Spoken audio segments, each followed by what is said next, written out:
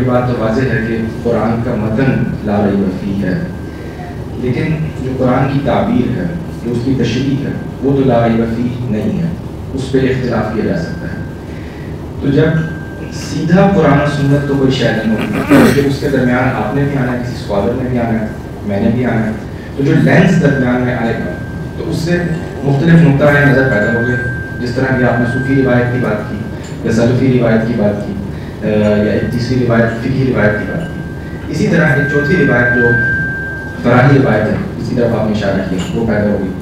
तो कुरान और सुन्नत तो तीनों के पास है, चारों के पास है, उसी के नतीजे के अंदर लेंस जो है वो डिफरेंट है, क्योंकि मेरी सब्जेक्टिव कंडीशन में भी तो दरमियान में हाइट होना ही है, तो मतन तो वही रहेगा, लेकिन कुरान और सुन्नत से जो है मुख्तलिफ नुक्ता नज़र पैदा हो जाएंगे, ये फितरी बात है। तो what's the difference and what is the litmus test if you can say कि this one is the correct interpretation. बहुत अच्छा सवाल है आपका, मुख्तसर मैं इसका जवाब देता हूँ। ये जो तीनों मैंने आपके सामने रुझानात रखे, सल्फ़ी रिवायत, इसी तरह से फ़िक़ही रिवायत और सूफ़ी रिवायत, इनके यहाँ ये मामला नहीं है कि कुरान मजीद के किसी जुज़वी तफसीर के अंदर इख्तलाफ हो रहा है, बल्कि उसूल के अंदर एक चीज़ को अपना लिया गया है जो कुरान मजीद की इस हैसियत को मजरू करती है, इस हैसियत को वो मकाम नहीं देती जो कुरान मजीद मकाम तलब कर रहा है। मिसाल ले लेते हैं इसकी, मसलन अगर फ़िक़ही रिवायत है, उसके अंदर रिवायत असल की हैसियत रखती है। अब कुरान मजीद में अगर उससे कोई मुतसादिम बात नज़र आती है, तो अगर आपने ये उसूल नहीं माना हुआ कि कुरान असल है, तो तावील रिवायत की होगी। हमारे क्या होता है, तावील कुरान की होती है। मैं इसकी 20 मिसालें आपको पेश करके बता सकता हूँ। मतलब एक सामने की मिसाल में कुरान मजीद ने कहा कि आपने अशहुरुल हुरुम, हराम महीनों के अंदर क़िताल से अपने आप को रोकना है, क़यामत तक की हिदायत है।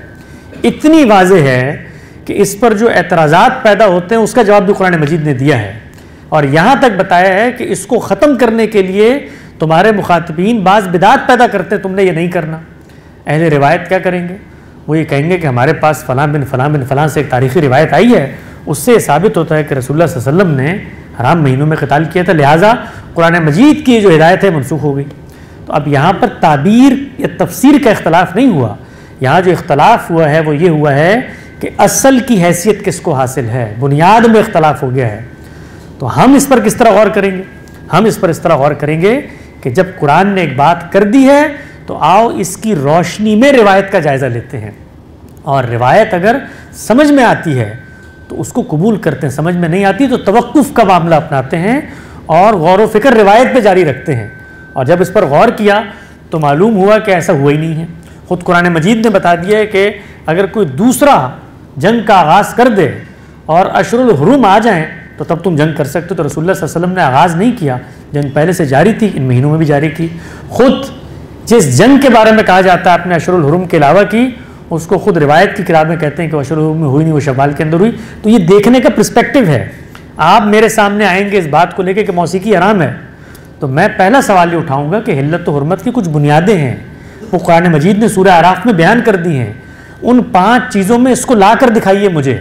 अगर नहीं ला रहे तो आइए रिवायत पर गौर करते हैं। आप मुझे क्या जवाब देंगे, आप ये कहेंगे हिल्लत व हुर्मत की बुनियादें रखो तुम अपने पास, हमें एक रिवायत से पता चल गया हराम है, कुरान के मुकर्रर करदा प्रोटोकॉल्स पैरामीटर्स में अगर नहीं भी आती तो हम कुरान की तावील कर लेंगे। हम क्या करेंगे, हम ये बताएंगे नहीं, ये प्रिंसिपल्स हैं, ये प्रोटोकॉल्स हैं, ये डायामीटर है जो कुरान मजीद ने दे दिया है, इसकी रोशनी में समझो तो तुम्हें समझ में आ जाएगा कि अल्लाह के पैगंबर ने अगर कहीं मौसीकी से मना भी किया है तो ख़ुद ये प्रिंसिपल्स बता रहे हैं कि उसके अंदर कोई इखलाकी कबाहत पाई जाएगी होगी, उसके अंदर कोई शर की चीज़ होगी, उसके अंदर कोई शिर्क की चीज़ होगी।